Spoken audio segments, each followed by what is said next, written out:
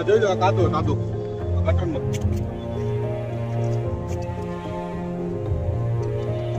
આખા તળાવમાં આવો કાદો ભરાઈ ગયો. આ ભુજનો ઐતિહાસિક તળાવ છે, રાજાશાહી વખતનું. 400 થી 450 વર્ષ પહેલા એ બનાવવામાં આવ્યો હતો.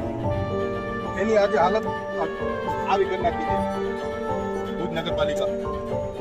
અને બેશરમ એટલા છે કે હમણાં 1 મહિનો રહીને વરસાદ આવશે, આ હમીસરો ફૂલ થઈ જશે એટલે ડેસેશનને વધાવો આવશે. એટલા બધા એ લોકો બેશરમ રજૂઆતો કરવા છતાં કલેક્ટરને રજૂઆત કરી, નગરપાલિકામાં રજૂઆત કરી, પ્રાંતને રજૂઆત કરી, એના માટે આંદોલન કર્યા, એના માટે રસ્તો રોક્યો. આપનું નામ અને પરિચય અને જે ઘણા વર્ષોથી આપણે ડેસેસર તળાવની કામગીરી બાબતે.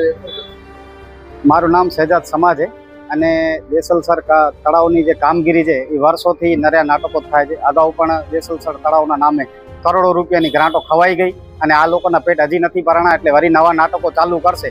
પણ આ તળાવથી ક્યાંક ને ક્યાંક ઓરમાયું વર્તન કરવામાં આવે છે. ખરેખર રીતે તળાવની દ્રષ્ટિએ નહીં પણ એક ધાર્મિક લાગણી, બહુ ઊંડી ધાર્મિક લાગણી પણ એ તળાવથી જોડાયેલી છે જો ખરેખર જોવા જઈએ. પણ આ નાક વગરની નક્કી નગરપાલિકા છે, એને કોઈ જાતનું ફરક નહીં પડે. એ લોકો માત્ર ને માત્ર ત્યાં જ કામ કરશે જ્યાં એ લોકોને ટકાવારી અને ટુકડી મળશે. અત્યારે પણ તમે જુઓ તો પ્રજા ધર્મના ધક્કા ખાઈ રહી છે અને આ લોકો ફર્સ્ટ ક્લાસ એસીની અંદર બેસી અને લોકોને ધક્કા ખવડાવવામાં જ રસ છે. કોઈને મળવાનું નહીં, કોઈના કામ કરવાના નહીં. મીડિયામાં અને છાપામાં મોટી મોટી ડંફાસો આપી તો ભુજના 80% નાલા સાફ થઈ ગયા છે, ને આમ ને તેમ ને ઢીકરું ને ફલાણું ને. પણ એવું ખરેખર કંઈ થતું નથી. ભુજની અંદર 80 થી વધારે નાલા છે. 13 દિવસની અંદર 80 નાલા સાફ થઈ ગયા. વિચાર કરો, રોડના 10 નાલા એટલે બહુ મોટી એક સંખ્યા કહેવાય કે એ કોન્ટ્રાક્ટર કને એટલા મશીનો એટલા લેબરો હશે કે રોજના 10 નાલા સાફ કરે છે એ કોન્ટ્રાક્ટર. એટલે આ ખાલી ભુજ નગરપાલિકા નાલા સફાઈના નામે ભુજ નગરપાલિકાની તિજોરી સાફ કરવાના ધંધા કરે છે. આપણે જોઈએ મસૂરો ચીટિંગનો, ખબર છે ધંધો ચાલતો હોય એ આ ચીટિંગના. આ ખરેખર વ્હાઇટ કોલર વાળા ચીટરો છે. 2-4 નાલા સાફ કરી અને 80 નાલાની ગ્રાન્ટો ખાઈ અને ચીટિંગ કરવી એ આ લોકોનો ધર્મ અને ધંધો છે. આદમી પાર્ટી વિધાનસભા સંગઠન મંત્રી આજરોજ અમે નગરપાલિકામાં રજૂઆત કરવા માટે આવ્યા હતા દેસેસર તળાવની પ્રી મોન્સૂનની કામગીરીની. તો પહેલે કલેક્ટર સાહેબ પાસે ગયા તો કલેક્ટર સાહેબ કોઈ આવેદનપત્ર લેતા નથી ને આજ કારણસર હતા નહીં. એના માટે નગરપાલિકામાં આવ્યા હતા. તો અહીંયા 1.5 કલાકથી અમે ચીફ ઓફિસરની વાત જોઈએ છીએ. મેડમ બીજી છે મિટિંગમાં છે, કારોબારી ચેમ્બર. તો કાલથી મિટિંગ છે, આજે મિટિંગ હતી. આ 1.5 કલાક સુધી અમારો હું ઊભા હતા તો રજૂઆત લેવામાં નથી આવી. હવે એમ કહે છે કે સાંજે આવજો. પ્રી મોન્સૂનની કામગીરી ભુજના અંદર ઝીરો છે.